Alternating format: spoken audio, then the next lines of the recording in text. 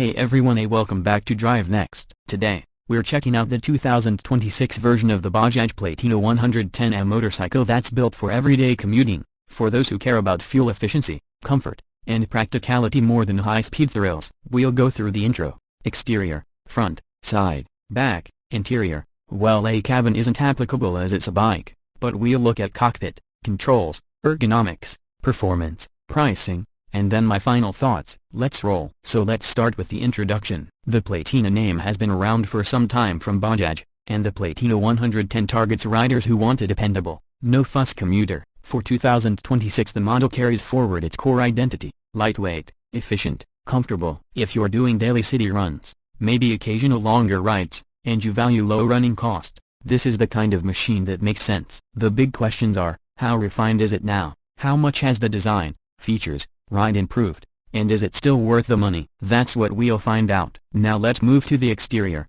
starting with the front view. From the front, the Platina 110 doesn't try to look ultra sporty, instead it emphasizes functionality. You have a halogen headlamp, in most trims, which gives decent illumination for a commuter bike, and in some updates you'll find DRL elements or updated styling depending on region. The headlamp housing is clean and straightforward. No overly aggressive lines. The front suspension has decent travel to absorb potholes and broken city roads, a big plus in daily use. The front mudguard covers the tires efficiently, keeping things tidy. The front wheel and tire combination lean more towards economy and practicality rather than performance. Narrower tire, simple design. All in all, in the front view you sense that this is a bike built to go from A to B reliably, not chase lap times. Side view. From the side, the Platina 110 shows its commuter credentials. A long, comfortable seat offers room for rider and pillion. The foot peg position is upright and relaxed rather than tucked in for sport, so you'll sit in a posture that doesn't tire you out. The fuel tank has modest capacity, around 11 liters in some spec sheets,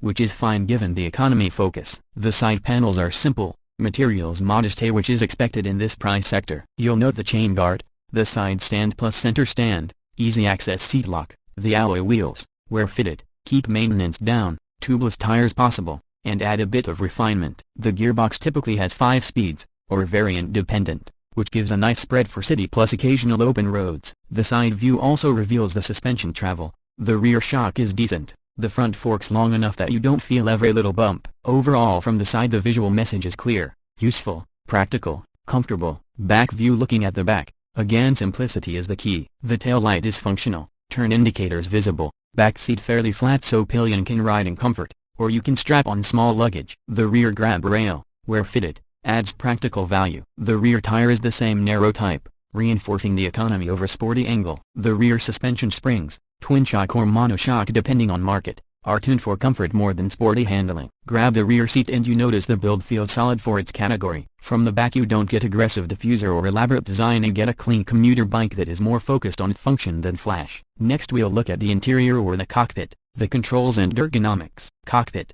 controls. Ergonomics. On the handlebar you'll find a simple analog, digital instrument cluster in many markets, speedometer, odometer, maybe gear indicator, in some versions, fuel gauge. Nothing overly fancy like ride modes or TFT screens, but everything you need for a commuter. The switches are logically placed. A high, low beam, turn indicators, horn are reachable. The handlebar itself is upright, wide enough to give good leverage in traffic, and you sit with your back fairly straight. The seating height is moderate, around 800 mm in some specs, so most riders can place feet on the ground confidently. The pillion seat is long and fairly flat, which means two-up riding is comfortable for short to moderate distances. The build quality is adequate, plastics are simple, finish is modest, but that keeps costs and maintenance low. The foot peg position is relaxed, not rear set, so for riders who commute daily this means less fatigue. The ride posture gives you good visibility in traffic, which is a practical plus. Storage and other luxury features, USB charger, smartphone mount, may not be standard. You may have to add on accessories, but given the class,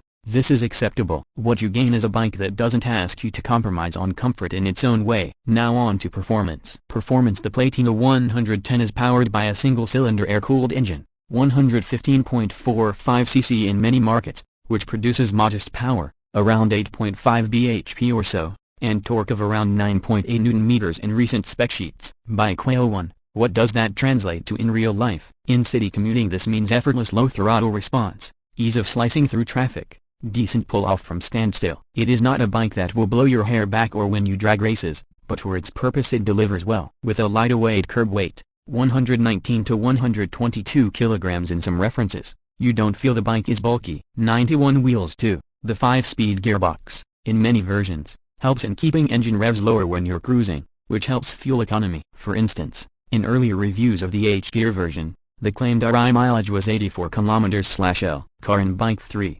real-world mileage in rider reviews is more in the 60 to 75 km/L range depending on riding style and conditions. Bike Deco 4, suspension is tuned for comfort. You'll feel the bumps but the travel is longish, so it copes decently on broken roads. Brakes are basic but competent for city speeds. Many models come with combined braking system, CBS, which helps apply both wheels simultaneously, improving safety. Bike Deco 4, on the flip side, because the engine is tuned for efficiency rather than outright punch, on open roads when you push beyond 70 to 80 km/h you will feel the limitation. Vibrations may creep up, uphill performance will require shifting down, and the ride won't feel sporty. But again, for its design brief, those are acceptable trade-offs. Pricing and value in markets like India, the price of the Platina 110, recent versions, is in the range of roughly a superscript 169,000 to a superscript 180,000 ex showroom, depending on variant, drum versus disc, features like alloy wheels, tubeless tires,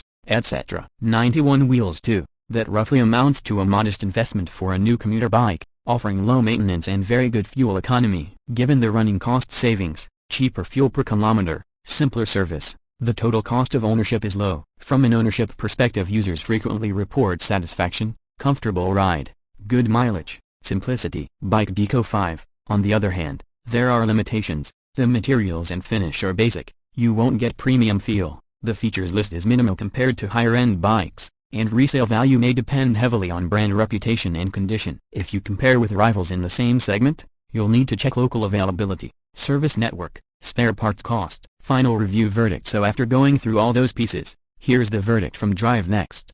If you are looking for a reliable commuter motorcycle, one that emphasizes fuel economy, low running cost, comfort for everyday use, and you don't need high speed or sporty handling, then the 2026 Platina 110 ticks a lot of boxes. The ergonomics are friendly, the ride is humane, the performance is adequate for city and occasional longer rides, and the brand has good familiarity. On the flip side, if you expect sharp handling, high power, premium materials, or lots of high-tech features, this is not the bike for those demands. But that's okay because it's not trying to be that bike. The key is setting expectation. A good commuter. The value proposition is strong in that niche. If I were to sum it up in one line, the 2026 Platina 110 is a smart choice for the daily rider who wants simplicity, economy and comfort, and who is willing to accept some limitations in performance and features in exchange. For many buyers, that trade-off is absolutely fine. Thanks for watching this detailed review on Drive Next. If you enjoyed the video, please hit the like button, subscribe, hit the notification bell so you don't miss future reviews, and leave a comment below if you've ridden the Platina 110, or something similar. I'd love to hear your experience. Until next time, ride safe and take care.